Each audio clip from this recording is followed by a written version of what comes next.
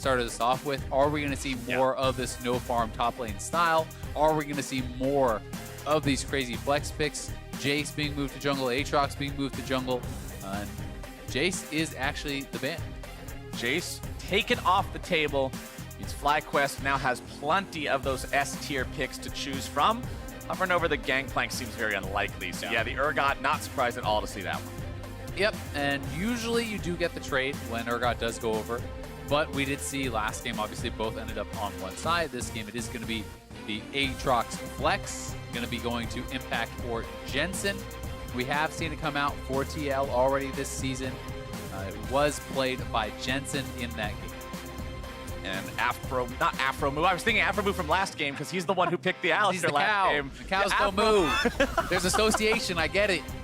Well, the Alistar is picked up for CoreJJ, who has honestly been a pretty big playmaker so far for Team Liquid. This guy has been having some very impressive performances so far, and Alistar is one of those champions that you can really stand out and shine, even on a role like support that traditionally doesn't have those highlight reel moments as much as other roles might. Yeah, definitely not, especially if you are playing the Enchanter kind of supports that sit back and shield and heal and do all that. But this is an engaged support. You definitely can get the highlights on the Alistar. Don't get excited, audience. It's a bait.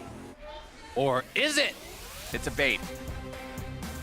I think it's probably a bait, yeah. All right, Kaisa. I tried to warn you. He did. He was looking out for you. I know. It's an emotional roller coaster here in Pickban at the LCS. It's hard to know. You just can't trust people these days. Hope plays a wicked game with the mind. Team Liquid baiting the fans in, but they lock in the Kaisa for themselves. Kaisa and Alistar going up against the Xayah Rakan, the lovers duo in the bottom lane for FlyQuest. And I like the Rakan once the Ornn is banned out because that's still engaged potential. Definitely is, and I think that they should have priority in that bottom lane 2v2. We'll see how successful FlyQuest is going to be able to do with that. This bottom lane for FlyQuest has looked very good. They were getting 2v2 kills against TSM, against Ven and Xmithie, really finding a lot of success and kind of coming into their own. It feels like so far this split, but Doublelift and CoreJJ have certainly been the duo to beat. They are standing alone at the top of the hill right now. FlyQuest looking to knock them down at least a couple pegs. Going into the second part of the bans here, Team Liquid decides they want to take some potential early jungle pressure off the table, getting rid of the Olaf. Well, FlyQuest says, you know what? I'm not a fan of popsicles or 7.5 seconds of Nyan vulnerability. Let's get rid of Larsen. Yeah, and especially when you are playing these champions that want to be able to move around, that want to be able to get in there. Lissandra can be very, very effective against someone like the Rakan, who just gets ulted when he tries to dive in. Can get popped very, very quickly. Taking away Galio, I think, is a smart move, as Pobelter has used that champion to great effect, picking up a player of the game with some incredible flanks on it back in week 1. And I think that so far, there's intelligent moves being made in the picks and bans on both sides. Xmithie considering a Lee Sin, which would be as expected. He's already played it 4 out of 4 times. So far, the split has yet to stray from the Blind Monk. But this time, okay, all right. Gragas. The switch up is happening. Still plenty of playmaking potential on that Gragas pick. There is a small chance that this is something like a Gragas top and the Aatrox mid, and we could still get a jungle pick last, but certainly are expecting it to be Gragas coming out of the jungle here for Team Liquid. FlyQuest, do they use the Nunu? We've been seeing a little bit of this champion recently, and it looks like we'll see a little bit more here today. The snowballs, this champion is just so iconic. I mean, the Disco Nunu was the original feeding champion, and he sort of built this bad reputation for himself of when rolling it down. When people see him, they automatically think of feeding just because of the bad solo queue reputation. And now he has an ability that, well, as you just said, can roll it down. But I've also seen this champion pop off. If Nunu gets ahead, he is nigh unkillable. He creates massive zones of control in team fights through the use of his ultimate, as well as his snowball fight and giant snowball abilities. The champ can be scary if played well, and if he gets off to a good start. Final pick for FlyQuest will be LeBlanc for Pobelter. And part of that frustrating tankiness really is the self-healing that he has from his Q. Every time you're chomping down, you can heal for a tremendous amount, and it is very difficult to take this guy out. He's also one of the teamfight tanks that I think has some of the most effective early ganks thanks to that snowball. So strong clear, still has the incredible objective securing that the old Nunu had with the Chomp Smite. So really a lot of power in this kit. Excited to see how effective Santorin can look on it. As Santorin, I think, has been having a really strong season. And for people who aren't super familiar with playing as or against or with the new Nunu, one of the most surprising elements of the kit is the fact that he can turn so sharply with the snowball. The only other ability in the game similar to it is the Scion ulti, which has a very unforgiving turn ability. It practically can't turn at all. Yeah, very long time to adjust it. But the Nunu snowball actually is much more responsive. It's very easy to curve around corners and chase after people with that. We'll see if Santorin is able to dial those in this game.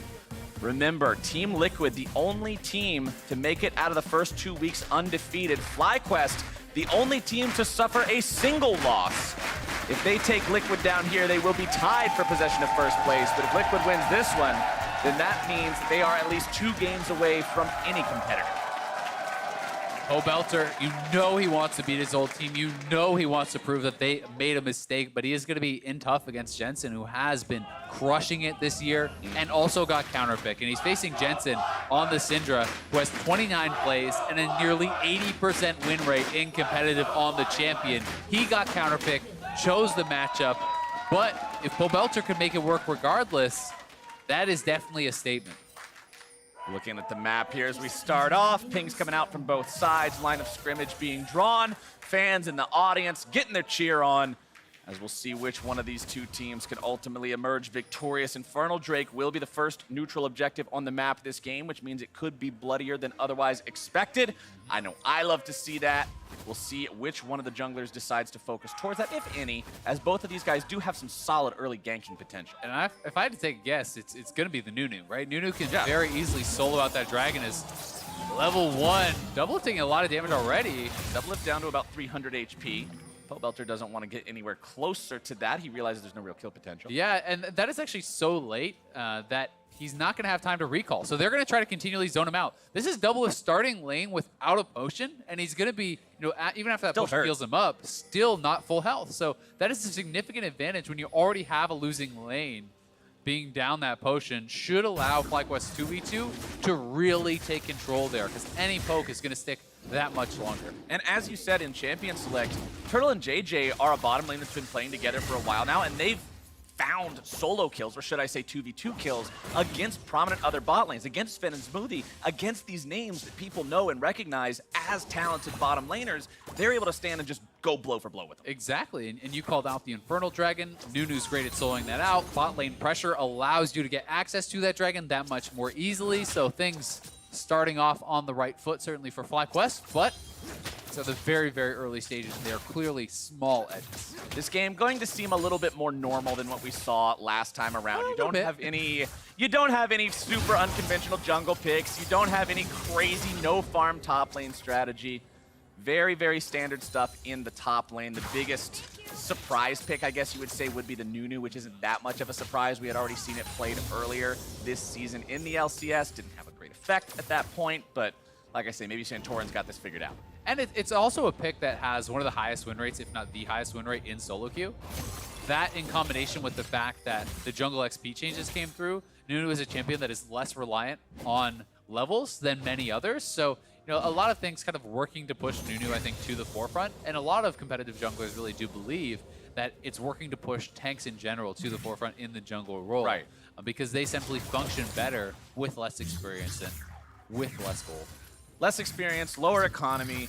As if your job is to go in there and not get killed, it takes less money to do that than to go in there and kill the enemy team. Yeah. That's just a fact of League of Legends. If it was cheaper to build damage, the entire thing would just be a giant damage volcano fiesta, and nothing would ever get done except everyone's screen constantly being black and white. Bottom side, Xmithie looking to send these guys back to the spawn platform the hard way as the damage come in. Chain CC goes out. Turtle getting himself away. Has to pop the flash to do it, as he's going to return some damage down onto the enemy support here as well. And honestly, when you look at bottom lane health bars, that's a pretty even trade. Yeah, honestly, really well handled there, as you say, by FlyQuest. It is flash for flash as far as CoreJJ versus Turtle, so you can give that TL the favor there, but it was also the Ignite blown. It's Xmithie spending his time going down there, so certainly FlyQuest going to be feeling fairly happy about it, but it does relieve some of the pressure that would have been created through that potion disadvantage and through the 2v2 matchup. And let's talk Turtle here for a second, because this guy built himself a reputation for being known as one of the most aggro AD carry players in the game. Flash forward, became something that would be commonly used to refer to Turtle, as he always wanted to go in and make these really big aggressive plays. And he's even talked about how, all right, he's learned that tempering himself in laning phase is the better way to go about doing things now. He's going to still go for those big plays later on when he's got the economy and he's so fed that he can pull that off and one-shot somebody. But a more conservative style is how he feels League of Legends should be played in the early game. Yeah, and I think for the most part, he's right. There's going to be the place and the time where you could go for it as Santorin is starting to roll it down. The biggest snowball ever! Here it comes. CoreJJ's in some trouble. Cooking up the burgers for Turtle, and that's first blood over to FlyQuest. Just a fantastic lane gank there from Santorin. They know there's no flash on CoreJJ, so JayJ flashes in and catches him. The snowball follow-up is there, and first blood goes straight over to Turtle. Feels good for FlyQuest. They recognize the fact that their opponent is vulnerable at this point, and here they go. And look at that. So that is kind of making use of the fact people talk about the slow engage coming out of Rakan. It's actually faster if you're right up on top of your enemy than it was previously. Oh, as Jensen has no mana, so he's got to back out. But so what he did was he actually flashed point blank and then used the W, so there was even less reaction time. So I think this is really smart stuff from JayJ, and that made it an easy follow-up and an easy kill. Good stuff for FlyQuest. As mid lane, you're going to see Santorin show up, just sort of relieve some of that pressure that was coming out from Jensen. They recognize that Jensen has to back as well because he's completely out of mana, so they just want to equalize that lane, make sure that Pobelter isn't losing anything when he goes back and shops. Little solo queue tip for people there who's wondering, why does my jungler not do anything useful? Well, sometimes usefulness isn't just kills. Warding, getting objectives, doing all that can be very, very nice. But CoreJJ was able to actually do a good job and hold that wave for a bit. So you can see the wave stacked up quite a lot, which is going to be more gold in the pocket of Doublelift. And also an easier attempted gank as Xmithie is looking to go in with those Predator boots. He's got Predator, he's got Flash, and he knows Turtle does nice not have that summoner spell any longer. Turtle will be thrown under the bus here. Chain CC coming out. JayJ knows there's no way to save him, so you can't stick around. That's Team Liquid doing a good job returning the favor for earlier. Yeah, that was definitely very nice. The tiny, tiny thing that FlyQuest does get out of that at the very least is that Doublelift had to lose some minions to the turret while he was moving forward for that, so CS stays relatively even. They both have a kill, but it is a well-executed gank. You know, really kind of premeditated and helped to be set up there by CoreJJ, who did hold the wave and build that freeze, and they have to come up and push that in, makes them vulnerable to the game. Yep, just like I said, sometimes it's not just the jungler's job to show up and kill dudes. Sometimes it's your job to facilitate your jungler showing up and killing dudes. Once the team works together as a whole, great things happen. Let's take another look at how they did it. Yep, so here they come. The Predator boots are popped. Turtle has no flash from earlier, so really no way for him to get out. The only hope would perhaps have been JayJ tries to suicide forward, and I think you can make the argument that you just try to grand entrance forward onto Xmithie and give up your life, and maybe your AD gets out. But maybe you both go down, so it's a tough argument to make. Right, considering Xmithie still had his own flash up, it's very, he could have flashed over, and then they both die. Xmithie goes over the wall there, using snowball. the blast cone. Santorin just sort of lets the snowball fizzle. CoreJJ with the hex flash over the wall. Yeah, that was definitely not the biggest snowball ever. No, that was... They're not even going to cancel school for that one. All right, whatever. Pobelter's farming up here in the mid lane on the LeBlanc versus this Syndra. You already talked about Jensen's insane win rate in professional play on Syndra. Pobelter paying a lot of respect to that, hard rushing the Mercury Treads. Yep, going to be grabbing those early Merc Treads, as you say. Trying to avoid being locked down because so much of this matchup, people do really look at this as a skill matchup oftentimes, and it's very reliant on dodging out from the opponent's skills, right? So LeBlanc has to be able to dodge the Scatter of the Weak. Additional move speed is going to help there. And also, if you do get tagged, that stun is going to break more quickly, so you can actually distortion out of the follow-up damage that would have been coming through. So certainly, I think an intelligent buy, and playing it very even so far in these early stages. But one thing that we talk about with Team Liquid, compared to many, if not all, of the other teams in the LCS right now, is the fact that this team seems to, for lack of better words, do more. They seem more proactive. They seem like once they get a lead, they make more things happen with it. They want to close the game out more quickly. There is much more decisive play happening from this squad. So you can see them off to a slight gold lead so far, and if they continue to build that, I'm just wondering how explosive this mid game is going to be. And I always think that one of the most demoralizing things to play against is when everything feels like it's going right? You try to go for your gank, you get that kill. You go for the dragon, you grab it. You siege the turret, you take it, but you're still losing. And that's how it often feels when you're playing against Team Liquid, because as you say, sweet, you got the kill bot side, but they got 2 on top. You got the turret on the bot side, they got 1 in mid lane and then push for the second, right? They always seem to be able to fight for NM. Impact trying to get himself away here. Viper did manage to land the ulti down onto Impact. However, the World Ender comes out, and that means Viper has to get himself out. Ult exchange for ult here. Impact's going to be the one who's better off at the end of the trade. Viper low on health, very low on mana, no TP available to use.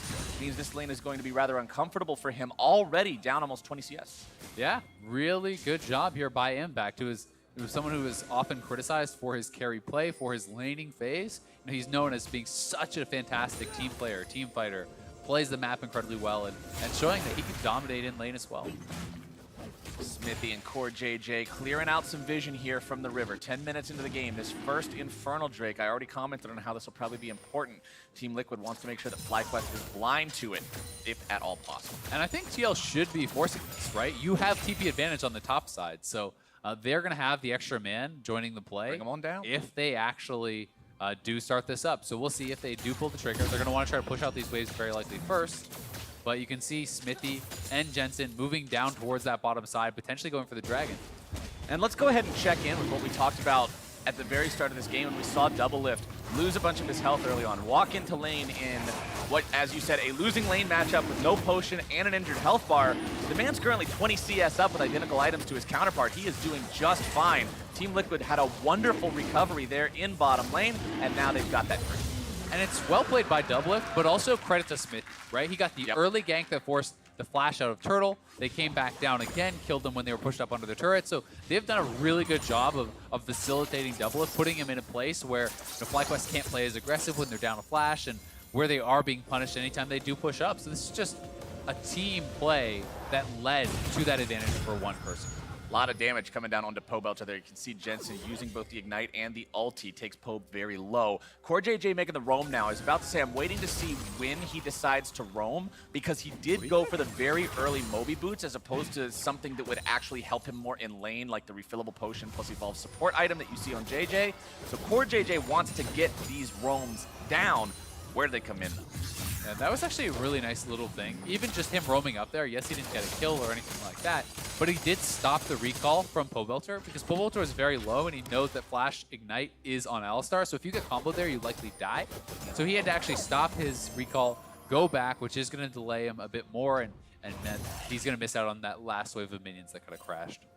It's the little things that pile up and add to the advantages that you find for yourself. And when we look at advantages, it's CS advantages across the board for Team Liquid. That's why when this game is tied in kills, they're 1,000 gold ahead of their opponents. And you have to add in the Infernal, which is going to be worth more and more the further you get in. You look at the completed items now. Stormrazor is already done for Doublelift. You see that the Ludens is fully completed for Jensen. And 3 members show up. It is time to cash in on some plates. It is turret plating day as the Demolish charges up onto the turret. First plate will go down. Pobelter finds a little bit of damage there onto Jensen as Team Liquid decides, all right, they were able to stop the turret plating big play, but let's go ahead and look for Shelly if we can. Backing away from that one now, recognizing that FlyQuest is heading towards them, clearing out some wards along the way. Team Liquid not willing to over-index on something that seems too risky. Yeah, when everyone is around like that, it takes so long to actually knock down the Rift Herald early on, and Pobelter's going in. Here goes Viper. A lot of damage down onto Jensen there, and there's your ulti. Bring him into the grinder as Viper finds a kill for FlyQuest. TP comes in from Impact, but he quickly finds himself in the middle of multiple people. World Ender is ended prematurely. The Resurrection will keep Impact alive, but now that he does not have that big ultimate, that's another tool that Team Liquid has to respect themselves not having, as FlyQuest recognizes and says, yeah, go for Shelly. Yeah, they can start this right up, no problem. And Nunu is not going to take any damage doing this whatsoever, has so much sustain. Really well played there from Viper and Pobelter, comboing to take down Jensen, holding the ultimate on Urgot till after Jensen flashed. All these little things really paying off and getting them that kill. Xmithie wanting to steal this red buff away as Viper says, what are you doing? That's my red buff. Get out of here. He's going to be knocked backwards with the cask. Impact rotating over just to make sure his jungler doesn't get in too much trouble. Xmithie, good job there, stealing that buff away, recognizing, hey, that's not a jungler I'm stealing it from. This might is free. Let's take another look at the Jensen go. Yeah, here it is one more time. Viper is around. The chains are landed. Jensen flashes, but he still gets rooted, and Viper held the ult to rip him up afterwards. Then force out the ultimate there from Impact. So really good stuff from FlyQuest. But as you say, despite the fact that they're making perhaps the better plays, it is TL out-farming them. And this is kind of what people point to when they just talk about TL having stronger individual players than other teams, having that laning skill that just pays so much now, especially in this turret plating world. 20 CS, top 15 in mid and bottom, pretty much even in jungle, and we don't count support. So very nice leads coming out here for Team Liquid. Next Drake is Infernal number. It is a day of Infernals. It is. Dale. Infernal number 2 spawning here in 60 seconds. We'll likely see the teams head over towards the river, try to contain that with vision. Had 3 straight in the last game and back-to-back in this one. Yeah. See if we can go for the clean triple. This is still a very close game, though, in terms of overall gold, so I wouldn't expect FlyQuest to just give over this Infernal, let Team Liquid have it. We'll see how hard both squads want to fight for that here soon, as Pobelter will shove up the wave in mid lane. Jensen moving back over to answer that here rather quickly. Does have the blue buff on both mid laners, so very easy to just spam push these waves. And you'll note that both teams sent their bottom lane back towards the side that the Dragon is on, right? They're back to the bottom lane. Top laners are back up top, and it is TP advantage for FlyQuest because Impact TP'd in to try to save Pobelter on that mid lane play. So this time, it should be FlyQuest that has priority. They should be the ones trying to force this Dragon. And as a result, you see Impact, he's just running down. He knows he doesn't have the TP, so he's not going to wait. No choice. But this does kind of put it a little bit more into FlyQuest's hands, as they have the option to try to stay up top and delay down by the Dragon, or force a play themselves. And it is Impact having to pull out and go back up to the top side for now. Santorin takes a little bit of damage there from the cask of Xmithie, but he just wants to clear away some of this vision. FlyQuest continuing to move forward. The battle for vision between these two squads. You can also see the turret plates there. 3 for Team Liquid, 1 for FlyQuest. That's 1 extra kill's worth of gold for Team Liquid to continue to pile onto that lead that they have, as Infernal Drake will be started up. So now FlyQuest, they either have to TP down their Urgot, or they have to just give this up. And at the very least, TL wants to get that TP, and here it comes. It's going to be a fight. Infernal taken down to about 2K. Santorin rolling in a snowball. CoreJJ there on the front line. FlyQuest decide, all right, just turn and burn the Drake. That's all we came here for anyway. Pobelter finding a little bit of damage down onto Impact at the very exit of the fight. Will not get the second part of the chain. Rift Herald summoned up in the bottom lane as well. FlyQuest are saying Team Liquid all rotated up to the northern part of the river. Just drop Shelly bottom and take the turret. This is great stuff from FlyQuest. They pushed out the top lane first, and now they're going in onto Jensen, but he will have to back off. So they deny minions on the top side, as Impact had to roam down first, being without the TP. They TP down, they get that Dragon. They take the bottom turret. So first turret gold for them, really closing that gap quite a lot. They're even on Dragons. This is a tight game between the top 2 teams in the league. Yeah, FlyQuest is looking very solid so far. This team, they've got the macro, like you said. They've shown that they can win in micro situations as well. But the question is always, can you stand up to Team Liquid? Can you take down the big boss? And so far, it's a very even contest between the two sides. Unfortunately, Azale, we will not get triple Infernal this game. At least not yet. Oh, no. This is number 3. As Xmithie, he goes golden, but he's not going to get much further than that. Kill credit goes over to Pobelter, who cashes in his first of the game. Xmithie caught with his hand in the cookie jar there as Pobelter finds him on the grump with that ward. That is the worst feeling. You see the ward bob up there, you know you are in trouble, and Pobelter making him pay. Pobelter saying, all right, you remember me, buddy? Used to be on the same side, not wearing the same jerseys anymore.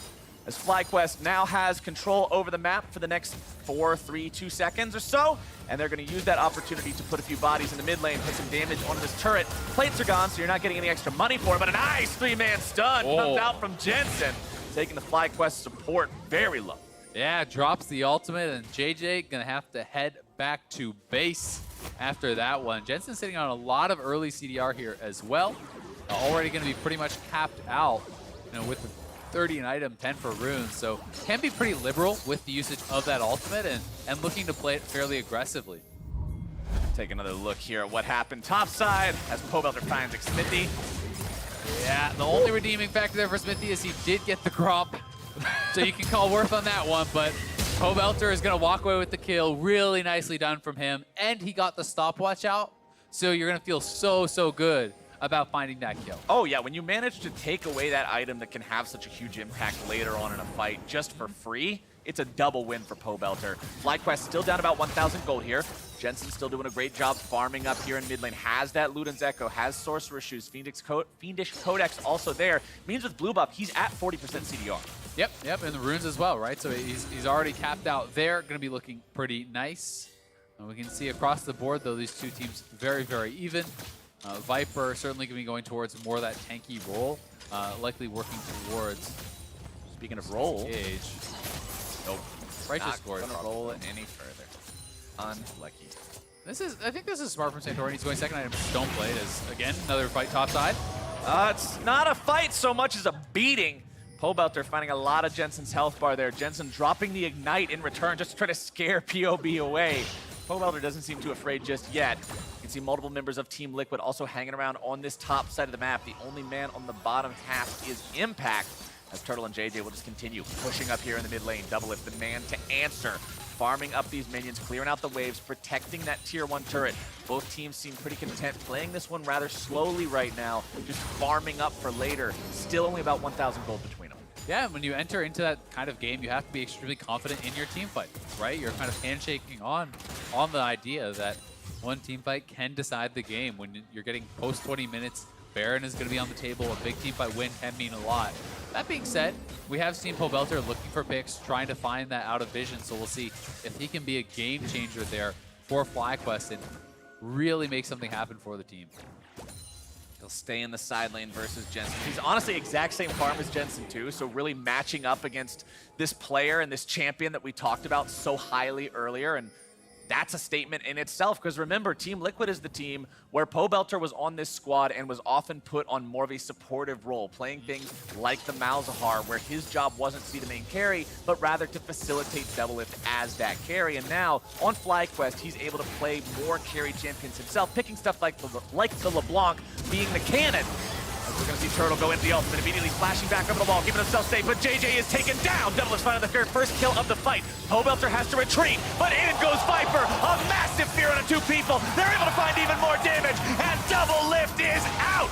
Viper goes into stasis, keeping himself alive. World Ender's going to be able to bring back the Aatrox, but how long will he stay alive? Turtle's in a lot of danger as the stun comes through, and Jensen makes it so Xmithie can pick him up. It's 2 for 3. It looked like it was going to be all FlyQuest after Viper found that pick on a Doublelift, but Jensen, Xmithie, and Impact stay alive in the fight and battle back, taking down multiple members of FlyQuest there, and they're going to be rewarded with the Dragon.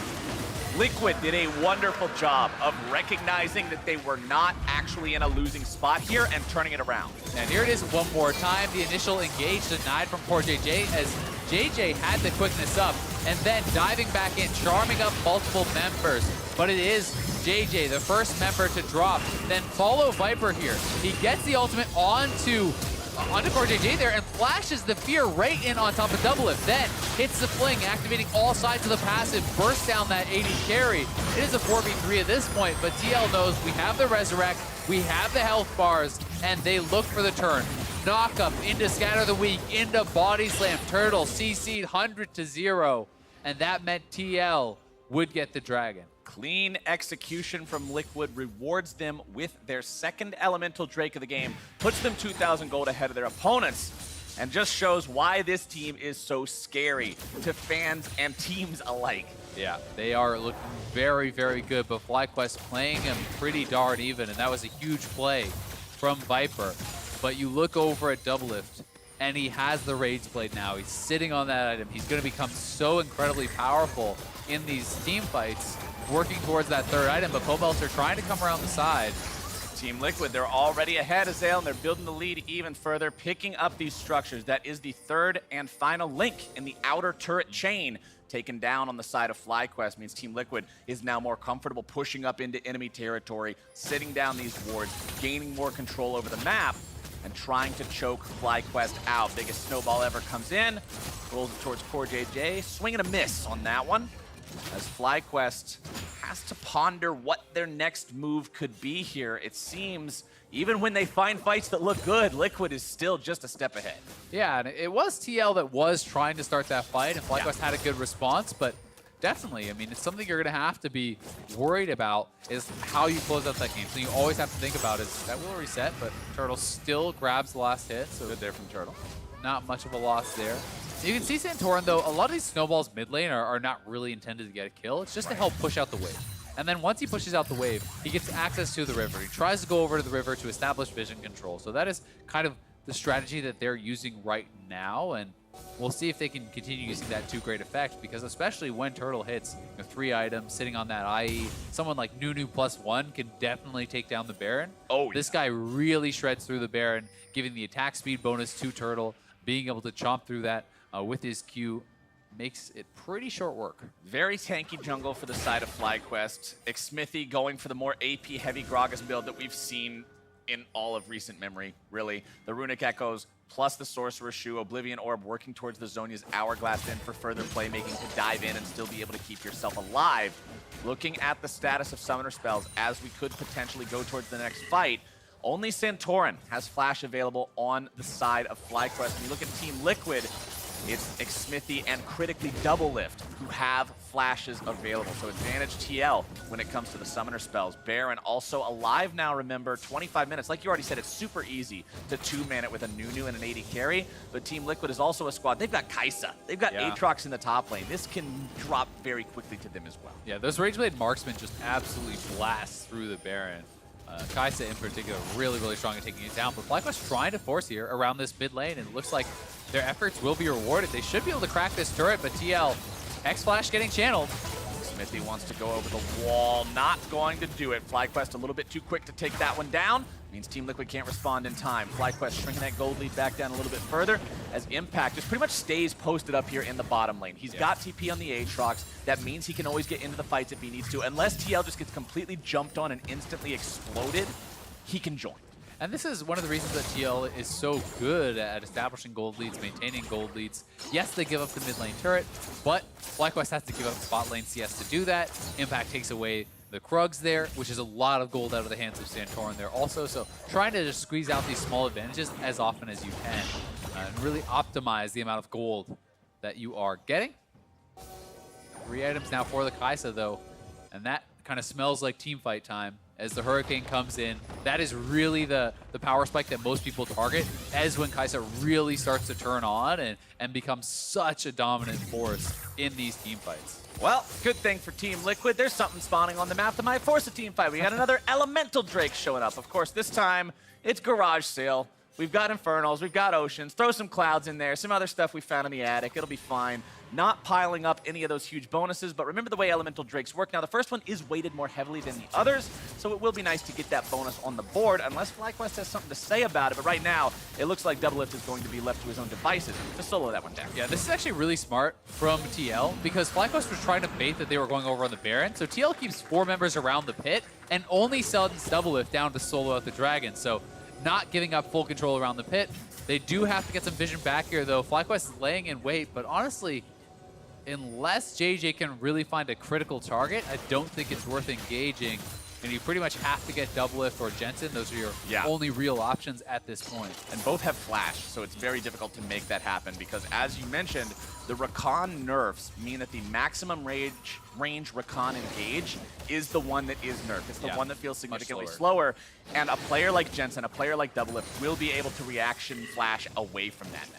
So really risky to do on the side of FlyQuest. You're practically depending on an opponent error in order for it to be successful, which isn't always, and is most likely always not, a winning gambit. Especially against these top-level teams, right? Where, as you say, you expect them to have the reactions to be able to handle that.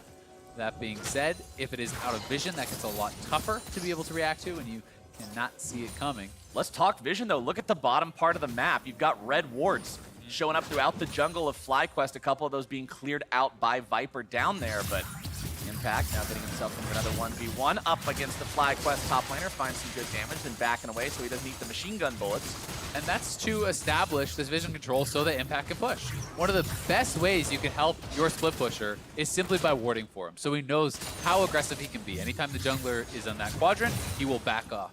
Anytime he is not, he's going to try to push it up, threaten turret damage, draw members down, because it's really about that push and pull, and it feels like that certainly is where TL is committing, and that is establishing a big CS lead for Impact. Could have a fight going on up here. FlyQuest disengaging that one. Team Liquid, you can see them wanting to pull off the pincer attack, coming around from 2 separate angles, but not quite quick enough to sink those pincers into anything just yet. Still 9 kills in this game. Kill lead is actually FlyQuest, just 1 edged out over Team Liquid. Team Liquid still almost 4,000 gold in the lead just from the farming. If you look at how these guys are matching up, though, it's pretty close in both mid lane and AD carry roles.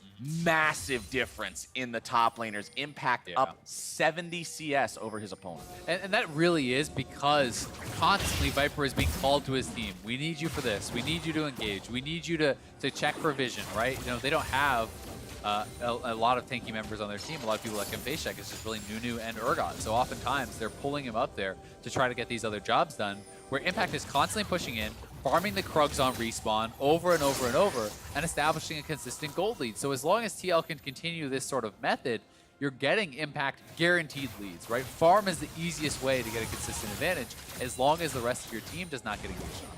Scatter the Weak not going to find its way onto Pobelter, but Xmithie goes over the wall. Pobelter having that second dash can get himself away, no problem. LeBlanc's so slippery to manage to actually find a pick onto. If that was anybody else, he's dead, or at least blows the flash, but unfortunately for Liquid, that is the LeBlanc, so nothing gained there really. The ultimate just about off cooldown there again for Pobelter. FlyQuest walking up towards the brush, almost face checking that one. Santorin taking a little bit of damage. CoreJJ also eating some feathers coming out from WildTurtle.